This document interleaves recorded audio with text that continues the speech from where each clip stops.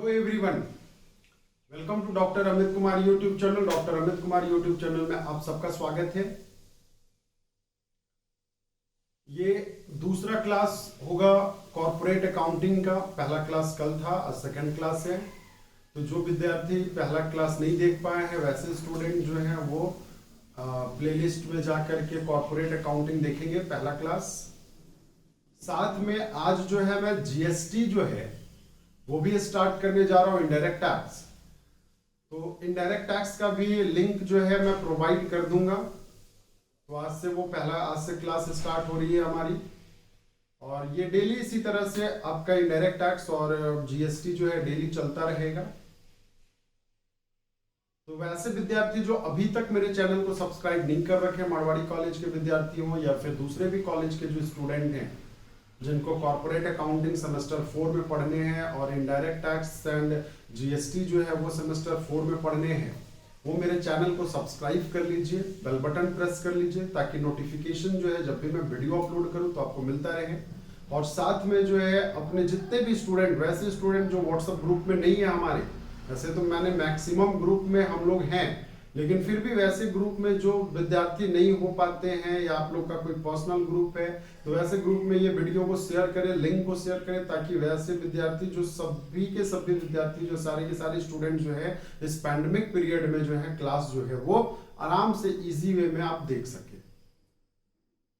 तो कल जो है मैंने शेयर जो कराया था इसमें मैंने लमसम बेसिस और पार्टली बेसिस का एक नॉर्मल एक सीधा साधा क्वेश्चन मैंने कराया था, और आज उसी के आगे जो है मैं कराऊंगा। ये क्वेश्चन जो है आपका कल का ही है, बोर्ड पे मैंने मिटाया भी नहीं है, उसके बाद कोई क्लास भी नहीं चल रहा है। तो मैं इसी के बाद जो है मैं कुछ कॉन्सेप्ट को बताने जा रहा हूं। आज हेडिंग ही स्टार्ट ही करता हूं मैं calls in arrear and calls in advance topic से लेकर कॉल्स इन एरियर,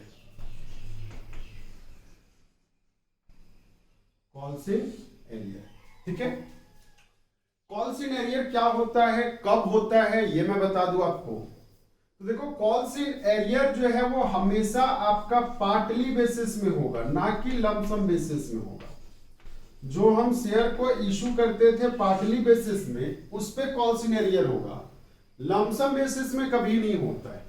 रीजन क्या है कॉल्स इन एरियर का पार्टली बेसिस में? क्योंकि मेरे को एक बात बताना, हमने यहां पे एप्लीकेशन का पैसा रिसीव किया, देन इसके बाद अलॉटमेंट का पैसा लिया, देन इसके बाद फर्स्ट कॉल लिया, देन आपका मान लेता हूं suppose second and final call की बातें करा। ये चार अलग अलग कॉन्सेप्ट लिया मैंने, application, allotment, first call, second and final call, ये लिया मैंने।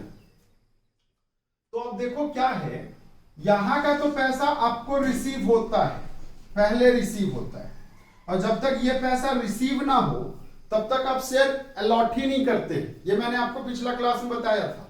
पिछला क्लास में याद करो, पेड अप वाला एंट्री पहले हुआ था, बाद में ड्यू वाला एंट्री हुआ था। तो एप्लीकेशन का पहले पैसा आप रिसीव करते हैं, जैसे रिसीव किया शेयर अलॉट कर दिया। अब आप एज अ कंपनी अपने जो शेयर होल्डर आपके जो बनते हैं, जिससे आपने पैसा एप्लीकेशन का रिसीव किया था, वही पैसे को आप क्या करोगे, अलॉटमेंट में कॉल करोगे। मान लेता हूं सपोज आपका पिछला क्लास में मैंने लिया था 5000 शेयर्स आपने इशू किया है एट द रेट ऑफ ₹10 वाला, याद करिए यही क्वेश्चन था। 5000 या 1000 था, वॉट एवर, इसका रेट था ₹4, इसका रेट था 3, इसका 2, इसका 1, ये था रेट। तो मेरे को एक बात बता दो, यहां पे आपने ड्यू कितना किया, 15000, यहां पे ड्यू कितना किया, 10000, यहां पे ड्यू कितना करा, 5000। तो ये अमाउंट आपका ड्यू अमाउंट था। ये अमाउंट कौन सा अमाउंट था, ये अमाउंट आपका ड्यू अमाउंट था। अब जैसे ये ड्यू अमाउंट हुआ होगा, मेरे को एक बात बताना, इसके तुरंत बाद जो है आपने रिसीव भी किया होगा।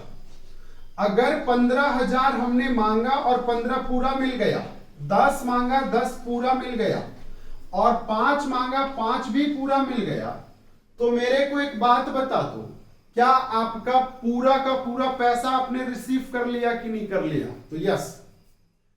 इसीलिए मैंने पिछला क्लास में मैंने लास्ट लाइन में लिखा था all calls were all the calls amounts were duly received, मतलब कोई भी कॉल्स के पैसे आपको एरियर बकाए नहीं रहे, सारा का सारा पैसा आपको रिसीव हो रखा है। ये लास्ट लाइन था। Pass necessary JE journal entry होता है, जूनियर इंजीनियर मत समझ लेना।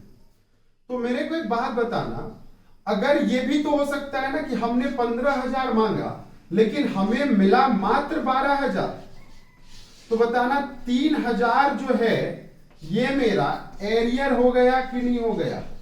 तो ये तो सिर्फ और सिर्फ पार्टली बेसिस में ही ना हो पाएगा, लमसम बेसिस में तो सारा का सारा पैसा वन टाइम में ही जो है शेयर होल्डर जो है, मतलब जो पब्लिक है, शेयर होल्डर नहीं बोलते हैं उस टाइम, क्योंकि उस टाइम हम शेयर लॉट नहीं करते हैं, जनरल पीपल जो है वो आपको इनिशियल में ही पेमेंट कर देता है, तो वो तो मांगने वाली झंझट ही नहीं रह गई। तो आपका लमसम बेसिस में एरियर होते ही नहीं है। एरियर जो होते हैं वो किस बेसिस में होते हैं? पार्टली बेसिस में होते हैं। या तो पैसा आपका यहां नहीं मिलेगा, या तो यहां नहीं मिलेगा, या तो यहां नहीं मिलेगा। Is it clear? ये कॉन्सेप्ट होते हैं कॉल्स के। तो चलिए, तो अब मैं देखता हूं यहां पे कॉल्स इन एरियर का क्या जर्नल एंट्री होता है, और इसी पे रिगार्डिंग कभी कभी क्या होता है, ये भी होता है, मान लेता हूं सहजता के लिए हमारा अलॉटमेंट में मेरे पास पैसे नहीं थे, मैंने कंपनी को पैसे नहीं दिए, लेकिन जब मैं सेकेंड एंड फाइनल कॉल में गया तो मैंने अलॉटमेंट का पैसा और फर्स्ट कॉल का पैसा दोनों मिला करके सेकेंड कॉल में दे दिया। जो ड्यू पैसे थे वो भी मैंने दे दिए। तो मेरे को एक बात बताना, मैं फिर से एक एग्जांपल ही दे रहा हूं यहां पे। अगर ये आपका एप्लीकेशन था, ये अलॉटमेंट था, ये फर्स्ट कॉल था, ये आपका फाइनल कॉल था, इसका डेट है फरवरी, इसका डेट है अप्रैल, सहजता के लिए बता रहा हूं, इसका डेट है जून, ठीक है? मान लेता हूं ना 1 फरवरी, 1 अप्रैल, 1 जून ही है, ठीक है? अब ये दिमाग मत लगाना कि सर ये 30 डेज से ज्यादा है, ये मैं ऐसे एज्यूम कर रहा हूं क्योंकि प्रैक्टिकल क्वेश्चन में आपको ऐसे मिलते हैं। मैंने पिछला क्लास ही बता रखा था कि वो थ्योरेटिकल बातें थी, ठीक है? जब आप थ्योरी लिखोगे तो वो काम करो। मेरे को एक बात बताना, यहां पे 3 रुपये आपको नहीं मिले, यहां पे भी 3 रुपया नहीं मिला, लेकिन यहां पे आपको 1 जून में 3 रुपया जो है आपको 1 रुपया तो मिला ही मिला, साथ में इसके अलावे आपका अलॉटमेंट भी मिला, एंड आपका फर्स्ट कॉल का भी पैसा मिला, मतलब टोटल आपको यहां पे 6 रुपया मिला। तो मेरे को एक बात बताना, क्या कंपनी बेवकूफ है? कंपनी ने फरवरी का पैसा कब रिसीव किया? कंपनी ने फरवरी का पैसा रिसीव किया है 1 जून को। तो कितने दिन बाद रिसीव किया? फरवरी, मार्च, अप्रैल, मई, 4 महीने के बाद, 4 महीने के बाद। और अप्रैल का पैसा जो है ये जून में रिसीव करा, तो अप्रैल में कितने महीने के बाद? 2 महीने के बाद। तो क्या आज का पैसा जो मेरे को आज जो पैसा मेरे को मिला है वो पैसा मेरे को 4 महीने पहले मिलता, तो 4 महीने बाद जब वो पैसा मिल रहा है तो क्या कंपनी फ्री में ये पैसा रिसीव करेगा? नहीं, इसके साथ कंपनी जो है वो चार्ज कर देती है इंटरेस्ट, और यही इंटरेस्ट आपका कहलाता है interest on calls in arrear. यही इंटरेस्ट आपका क्या कहलाता है? तो interest in on calls in arrear. Is it clear? और ये सिर्फ और सिर्फ कौन से पीरियड में चार्ज किए जाते हैं? ये ड्यू पीरियड में चार्ज किए जाते हैं। जितना दिन बकाया रहा उस पीरियड में चार्ज होते हैं, ये नहीं कि पूरा होल साल। तो ये सिर्फ 4 महीने में, इस पैसे पे 4 महीने पे होगा, इस पैसे पे 2 महीने पे होगा। Is it clear? अच्छा, दूसरी बात सर, इंटरेस्ट अगर रेट आपका दे रखा है, जब आप कंपनी इशू करती है शेयर तो एक प्रोस्पेक्टस इशू करती है, और वो प्रोस्पेक्टस में अगर रेट आपका प्रेस्क्राइब्ड है, दिया हुआ है, तब जो रेट आपका दिया हुआ है कंपनी का, उसी रेट पे जो है कंपनी जो है वो आपसे इंटरेस्ट चार्ज करेगी, what ever the rate amount. But अगर आपका वो रेट जो है वो मेंशन ना है, वो रेट मेंशन ना है, तो उस केस में कंपनीज एक्ट 2013 में, कंपनीज एक्ट 2013 में ये साफ साफ टेबल ए में मेंशन है, इसके टेबल ए में मेंशन है कि interest on calls in arrear का जो ड्यू अमाउंट होगा वो आपका at the rate 10% per annum charge किया जाएगा। कितना चार्ज किया जाएगा? 10% पर एनम। और ये कंपनी शेयर होल्डर पे चार्ज करती है। तो आपको यहां पे 5 रुपए के साथ जो है, 5 रुपए के साथ जो है प्लस 10% भी देने पड़ेंगे पर एनम। मतलब 3 रुपए पे 4 महीने के लिए 10% और 2 रुपए पे 2 महीने का 10%। Is it clear? तो ये जो है आपको चुकाने पड़ेंगे। पहले ये परसेंट 5% हुआ करता था, लेकिन बाद में ये जो है अभी अमेंडमेंट होकर के 10% कर दिया गया है। तो ये लेकिन 10% का whenever your questions are silent, जब आपके क्वेश्चन साइलेंट होते हैं तब जो है ये काम करते हो। Is it clear? तब ये काम करते हैं। ठीक है, तो ये तो आपका एक बेसिक कॉन्सेप्ट, एक छोटा सा कॉन्सेप्ट हुआ। तो सर इसमें हम क्या करते हैं, हम यहां पे कुछ इस टाइप से लेते हैं एरियर अमाउंट। देखो इंटरेस्ट कैसे निकलता है, तो हम यहां पे ले लेते हैं arrear amount multiple rate divided by 100 multiple month, जो मंथ आपका ड्यू है, डिवाइडेड बाय 12। जैसे अगर 4 महीने है तो 4/12, अगर आपका 2 महीना है तो 2/12, अगर 12 महीना है तो 12/12, कोई फर्क नहीं पड़ता। ठीक है ना? और जो अमाउंट आएगा यहां पे, यही अमाउंट आपका कहलाता है interest on calls in arrear. यही अमाउंट आपका क्या कहलाता है? Interest on calls in arrear.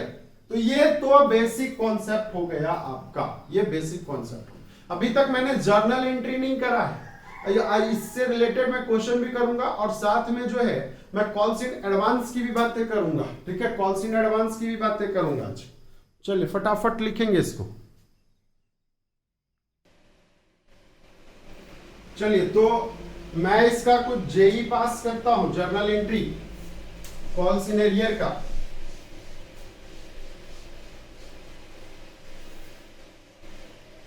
देखो ध्यान से समझोगे, यहाँ पे कॉल्स इन एरियर का 2 टाइप के एंट्रीज होते हैं।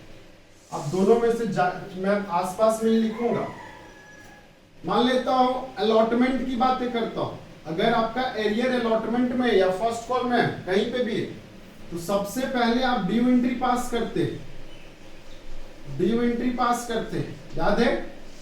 तो ड्यू एंट्री जो है आपका कुछ इस टाइप से लिखा, share allotment account debit to ... share capital account. मतलब इक्विटी शेयर्स कैपिटल होगा या प्रेफरेंस शेयर्स कैपिटल होगा? Capital account. अगर हम बात करते हैं पिछला क्लास को लेकर के, तो यहां पे अमाउंट था 5000 मल्टीपल 4, तो ये 20,000 होएगा, ये 20,000 होएगा। क्लियर है?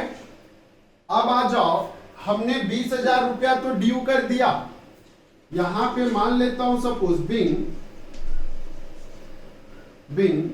शेयर्स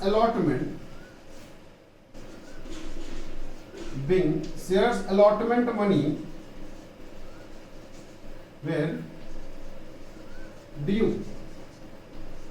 शेयर्स अलॉटमेंट मनी जो है वो ड्यू किया गया है, अच्छा दूसरा कॉन्सेप्ट, ये तो पहला कॉन्सेप्ट था।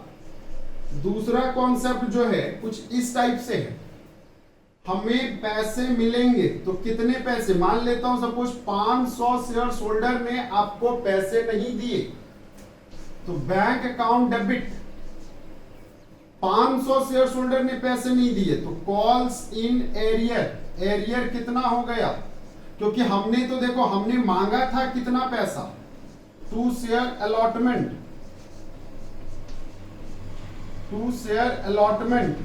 हमने यहां पे मांगा था 20,000, तो 20 का 20 तो यहां पे जाएगा ही जाएगा। यहां पे कोई चिंता वाली कोई बात ही नहीं है।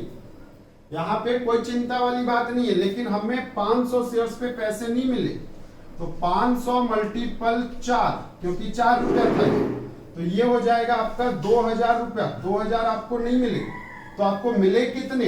18,000। कितना मिला आपको? 18,000। मान लेता हूं सहजता के लिए, ओ सॉरी, रुक जाओ 1 मिनट रुक जाओ, यहाँ पे 3 रुपया था, रुक जाइए, थोड़ा सा गड़बड़ हो गया है। पिछला क्लास में मैंने एप्लीकेशन का याद आ गया मेरे को, कोई बात नहीं 3 रुपया था, तो यहां पे आपका टोटल 15,000 हुआ था, ये भी 15,000 हुआ था, मतलब 5,000 शेयर्स थे और इसका एक शेयर्स का दाम 4 रुपया था, तो यहां पे 15,000, लेकिन आपको 1500 नहीं मिले, तो मिले कितना? 13,500 मिले। ये आपका कॉल्सिनेरियर का कॉन्सेप्ट, कॉल्सिनेरियर का यही concept, being allotment money were received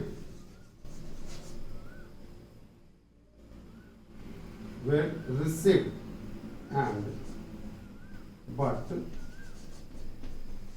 500 shares holder fails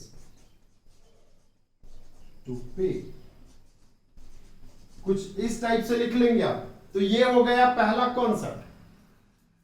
दूसरा एंट्री इसके अलावे जो है कुछ इस टाइप से भी बनते हैं, ये तो एक कॉन्सेप्ट हो गया। इसी में अगर दूसरा बात करूं तो पहला एंट्री कुछ सेम होगा, शेयर अलॉटमेंट अकाउंट, 2 लिखेंगे डॉट शेयर कैपिटल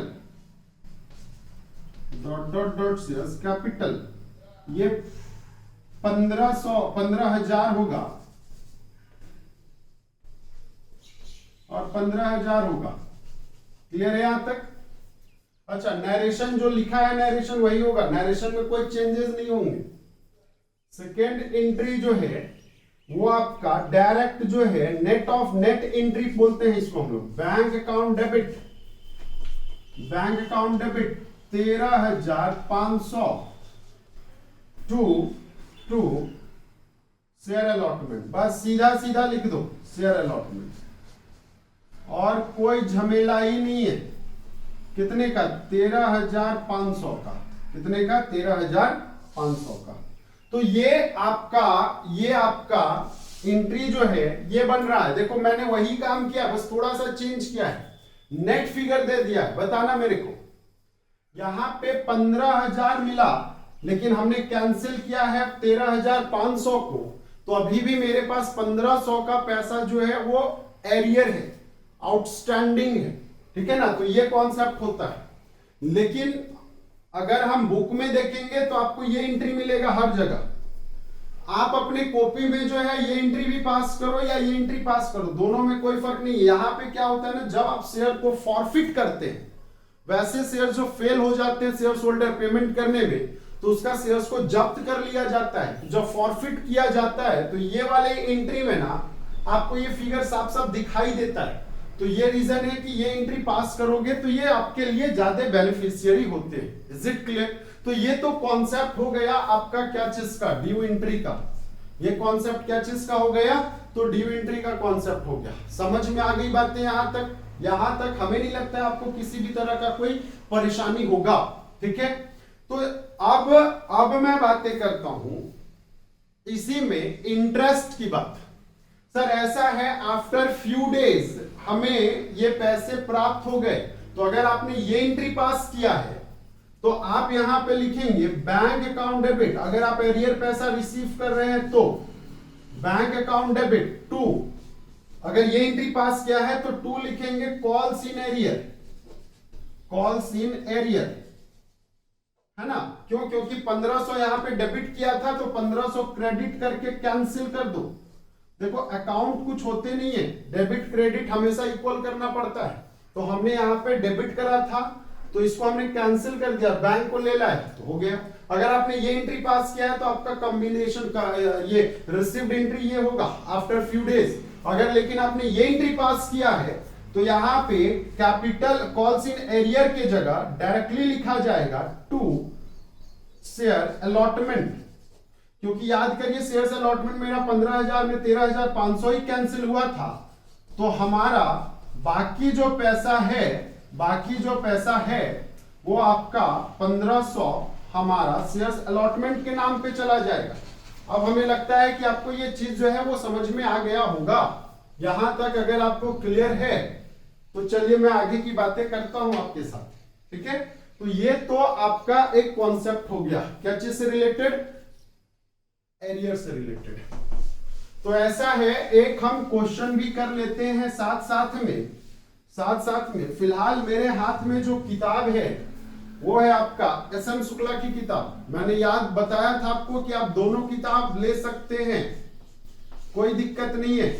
तो मेरे पास फिलहाल अभी एस.एम. शुक्ला की किताब है, तो इसका एक क्वेश्चन मैं लेता हूं, कॉल्स इन एरियर से रिलेटेड।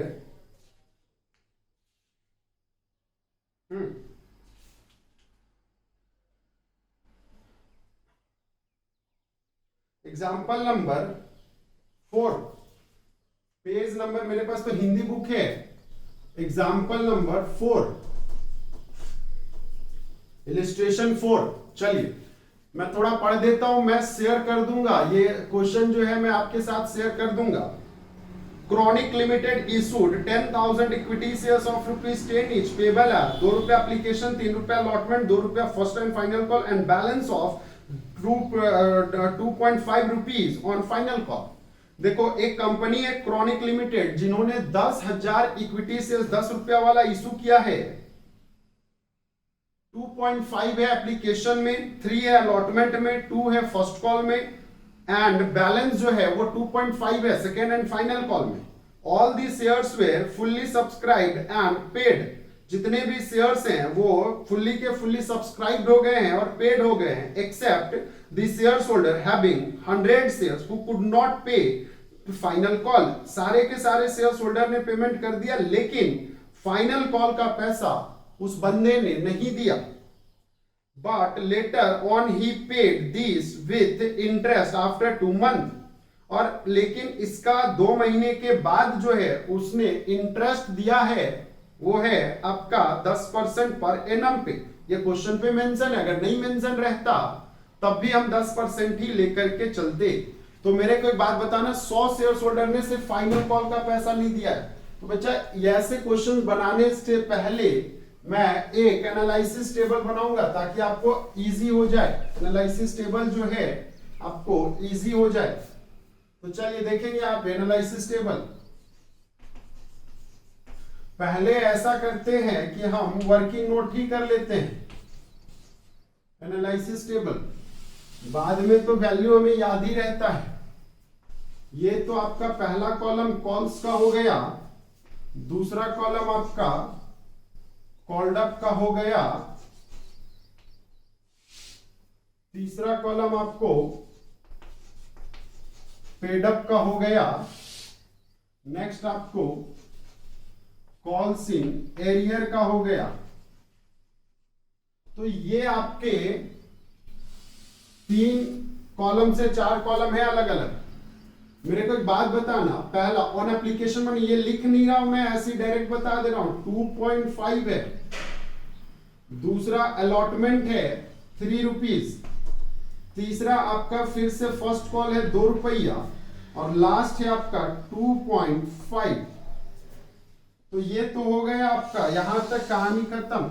ये आप लिख लोगे, ये मैंने आपको लिखने का तरीका पिछला क्लास में बताया था। मेरे को एक बात बताना, जैसे ये लिखोगे क्या एरियर आपका एप्लीकेशन में है? तो आंसर इज नो, नहीं है।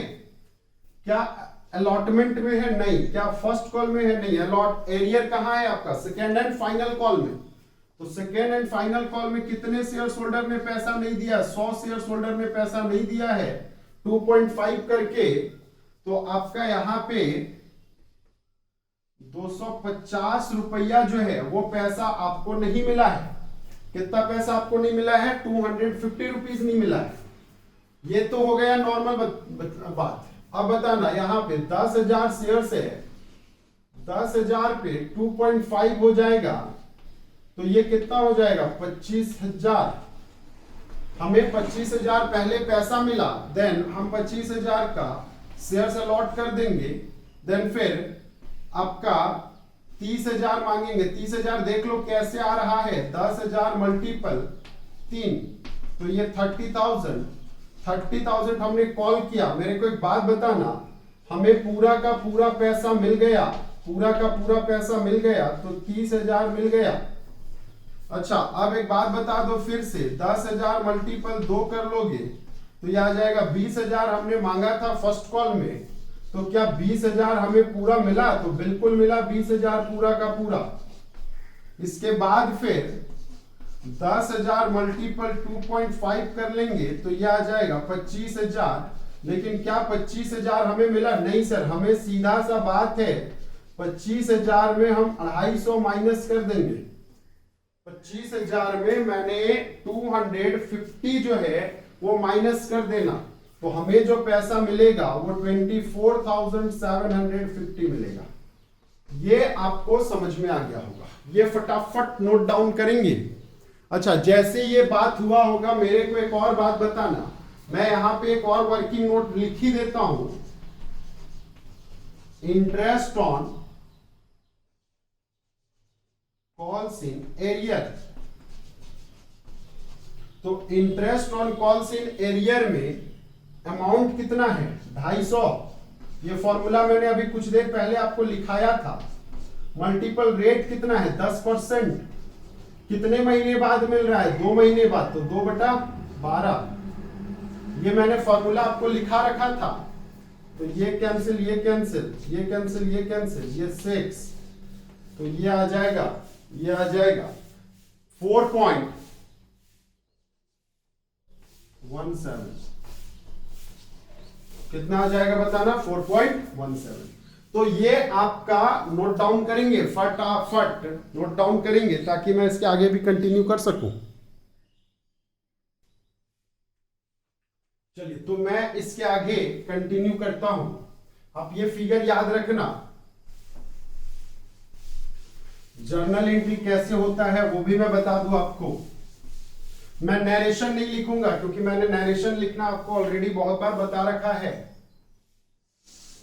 पहला journal entry, bank account debit. Bank account debit कितना पैसा? तो आपका 2.5 मल्टीपल था 10,000, तो ये आपका हो जाएगा 25,000। कितना पैसा? 25,000। देन इसके बाद 2 शेयर एप्लीकेशन। शेयर एप्लीकेशन तो ये भी आ जाएगा आपका 25,000। कितना आ जाएगा? 25,000। दूसरा है आपका share application account debit to share capital. तो ये हमारा 25,000 का 25,000 ही है, हमने इतना ही पैसा मांगा था तो शेयर हम उतना ही का देंगे। Then share allotment account to share capital account. 30,000 हमने मांग रखा था, डेबिट में 30,000, क्रेडिट में भी 30,000। नेक्स्ट आपका एंट्री नंबर 4 है बैंक अकाउंट डेबिट, क्योंकि हमें पूरा का पूरा पैसा मिल गया टू शेयर अलॉटमेंट कितने का? 30,000 का है और 30,000 का है। देन इसके बाद एंट्री होगा आपका शेयर फर्स्ट कॉल का। तो share first call account debit to share capital, ये आपका अगेन 20,000। अब मेरे को एक बात बताना, हमने पूरा का पूरा पैसा मिल गया तो नेक्स्ट एंट्री है bank account debit to share first call. तो टू शेयर फर्स्ट कॉल जो है यहां पे आपका आ जाएगा 20,000 ये है। नेक्स्ट जो है आपका एंट्री 7th फाइनल कॉल का। तो अब आ जाएगा यहां पे share second and final call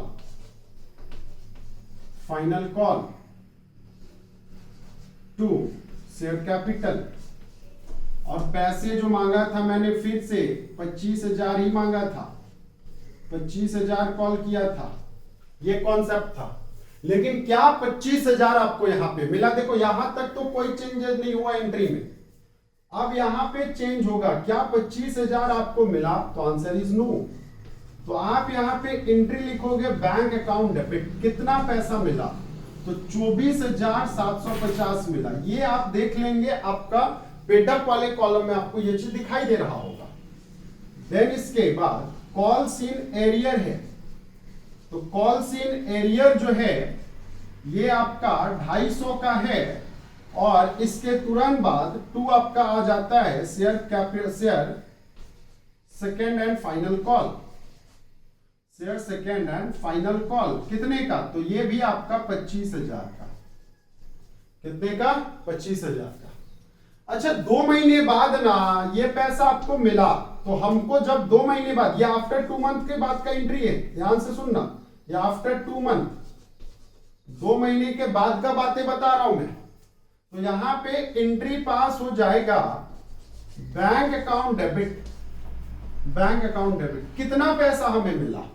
interest के साथ मिला।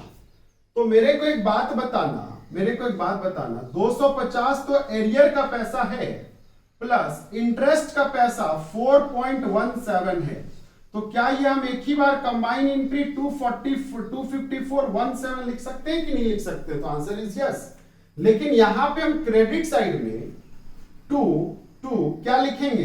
तो 2, या एक तो ये कॉन्सेप्ट है टू कॉल्स इन एरियर, एक ये कॉन्सेप्ट है कॉल्स इन एरियर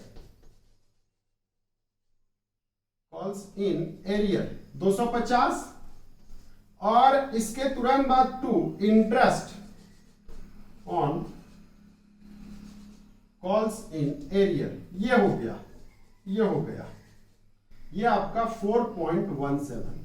एक ये कंबाइन एंट्री पास कर दो। इधर अगर आपने लिख लिया होगा, वीडियो को रोक करके लिख सकते हैं, मैं इसको मिटा रहा हूं। आप ये एंट्री भी पास कर सकते हो, नहीं तो फिर अच्छा जब ये एंट्री आपने पास किया है, ये एंट्री पास किया है 9वां एंट्री, तो 10वां एंट्री कुछ इस टाइप से होगा। 10वां एंट्री कुछ इस टाइप से होगा। इंटरेस्ट का पैसा को पीएल में ट्रांसफर करेंगे, तो interest on calls in arrear account कितने का?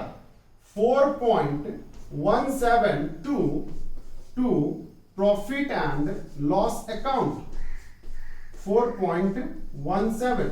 ये जाएगा, बस ये जाएगा। तो मेरे को एक बात बताना, ये एक टाइप का खत्म हो गया। अगर आपने ये एंट्री पास किया है तो इसके बाद ये एंट्री पास कर लो, आपका कॉन्सेप्ट क्लियर। नहीं तो फिर दूसरा ऑप्शन है, सर आप 9th एंट्री कुछ इस टाइप से पास कर दें। हमें पैसा मिला कॉल्स इन एरियर का, तो हम सीधा सा बात कर देंगे bank account debit to calls in arrear. और ये पैसा हमें मात्र मिल रहा है 250 का। ये हो गया। अब इंटरेस्ट के रिगार्डिंग अलग एंट्री पास कर दो और शेयर होल्डर से रिलेटेड पास करो।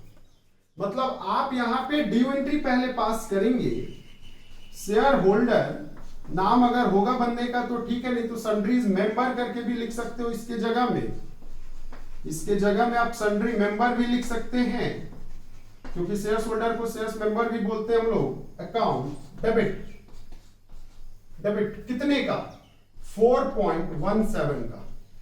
2 लिख लिया जाएगा interest on calls in arrear. और नरेशन में लिखेंगे being interest on calls in arrear money due का बात होगा। ठीक है, अगर मैं नरेशन भी लिखते जाऊं तो लिख सकता हूं, क्योंकि इधर का नरेशन मैंने नहीं बताया है।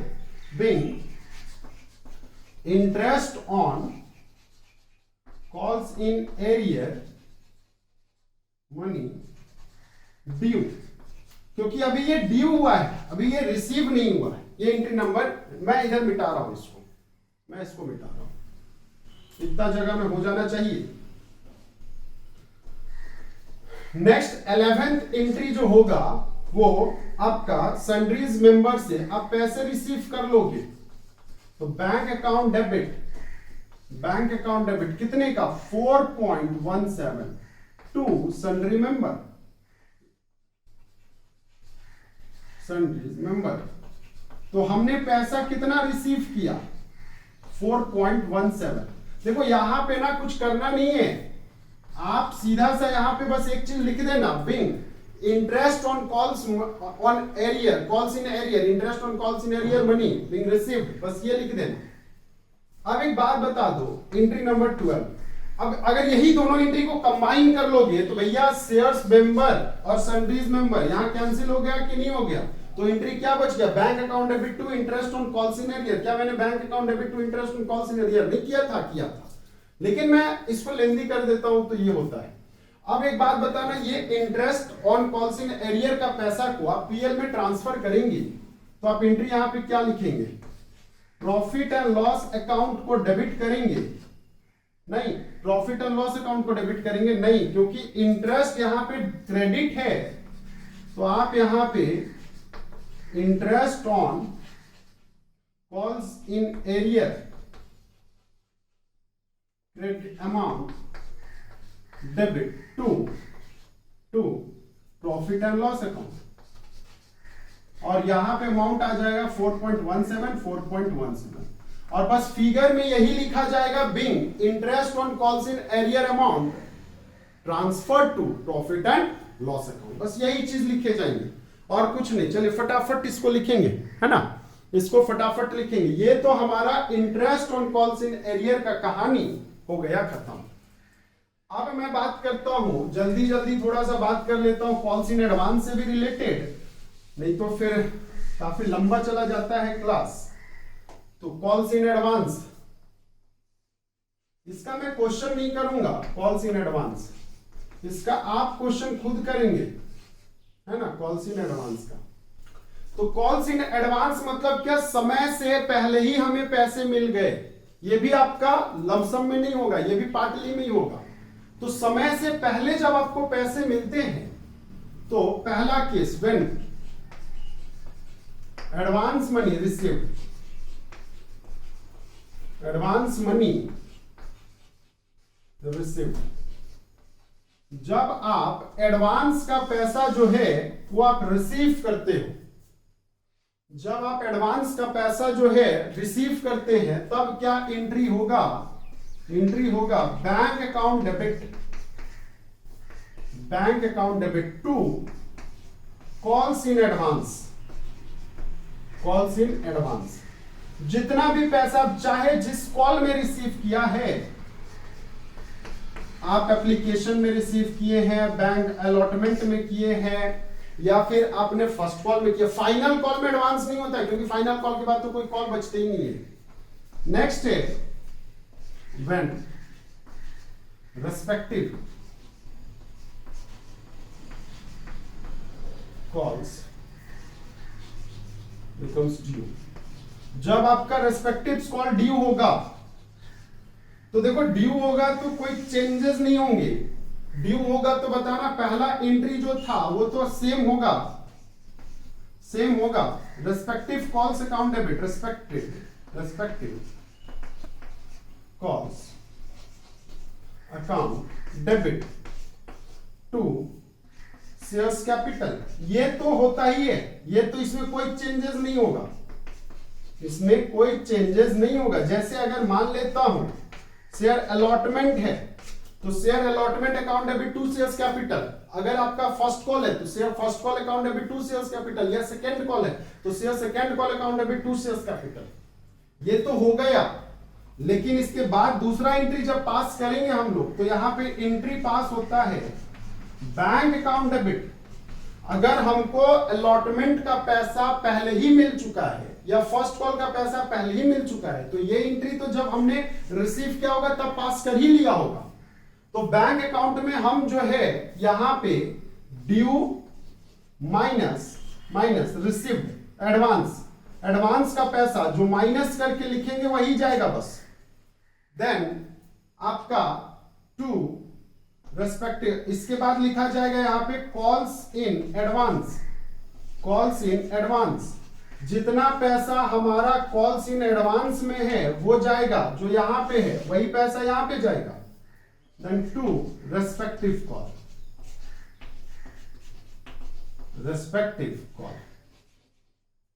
ठीक है, रेस्पेक्टिव कॉल ये चला जाएगा। यहां तक समझने में हमें नहीं लगता है किसी भी तरह का कोई परेशानी होगा। तो ये आपका नॉर्मल एंट्री हो गया कॉल्स इन एडवांस से रिलेटेड, ये कॉल्स इन एडवांस से रिलेटेड हो गया। अच्छा सर, इसका जब इंटरेस्ट की बातें होगी तो आप इंटरेस्ट का भी जर्नल एंट्री बता दो। तो देखो इंटरेस्ट का जर्नल एंट्री जो है, इसमें इंटरेस्ट चार्ज जो किए जाते हैं वो 12% किए जाते हैं। अगर क्वेश्चन में कुछ ना दिया हो तो इंटरेस्ट जो है वो हमेशा 12% ही चार्ज किया जाएगा। तो जर्नल एंट्री बनता है interest on calls in arrear, interest on calls in arrear. तो जर्नल एंट्री बनता है सबसे पहला एंट्री ड्यू एंट्री का। याद करिए अभी मैंने कुछ बताया था due entry.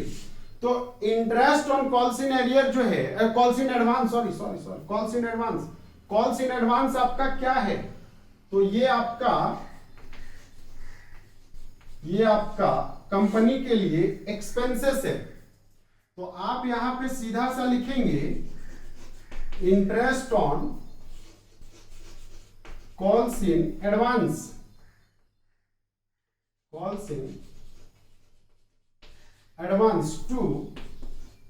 To share holder.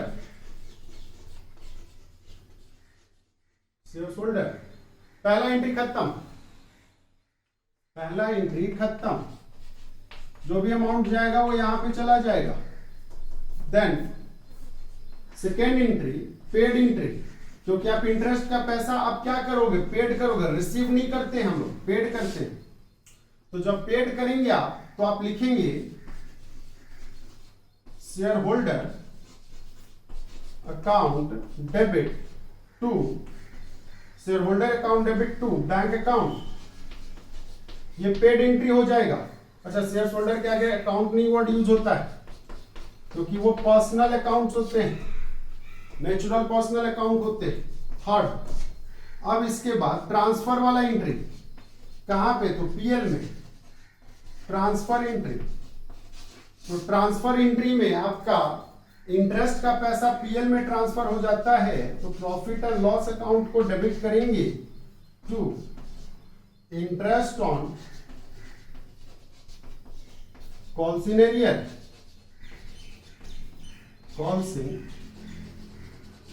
Arrear, ये चला जाएगा बस, और कुछ नहीं जाएगा। Is it clear? तो ये बातें तो आपको समझ में आ गया होगा। यहां तक हमें नहीं लगता है किसी भी तरह का कोई परेशानी होगा। तो चलिए यहां इसको आप फिलहाल नोट डाउन कर लेंगे, और इससे रिलेटेड प्रैक्टिकल क्वेश्चन आप स्वयं बनाने का प्रयास करें। अगर नहीं बनता है तो अब फिर आप मेरे से बात करेंगे तो मैं नेक्स्ट क्लास इसका प्रैक्टिकल करा दूंगा। अन्यथा मैं आगे जो है अदरवाइज मैं इसके आगे जो है मैं क्लास को कंटिन्यू कराऊंगा। Okay, thank you.